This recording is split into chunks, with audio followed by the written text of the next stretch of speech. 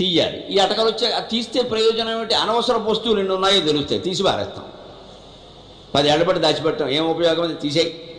ఇదే వైరాగ్యం. ఇంతకంటే ఏం గొప్ప. మీరు ఆస్తులు దానం వేయక్కర్లేదండి, మీరేం చేపల మీద పడుకోక్కర్లేదండి, గొజ్జుగొడ్డ పెట్టుకోమని చెప్పలేదండి ఎవరును.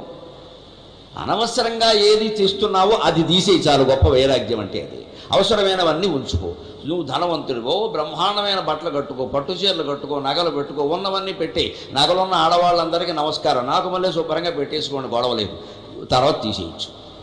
పెట్టుకోకుండా లోపల కండపిండి ఎరం పెట్టుకుంటే ఎవరు బట్టి కెడతారో? ఏం బట్టి కెడతాడమ్మా? కాలెట్టి కెడతాడా? పట్టుకెళ్ళమని చూస్తాను నేను.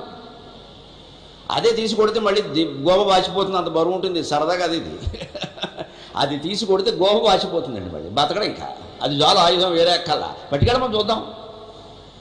కంకణం పెట్టుకుంటా ఉన్నా హాయిగా. మొన్న కాకినాడలో వేశారు, అది నన్ను మొన్న వచ్చిన చైతన్యరాజు గారు వేశారు. వేసుకోమని వేశారా, లోపల తాళమేమని వేశారా?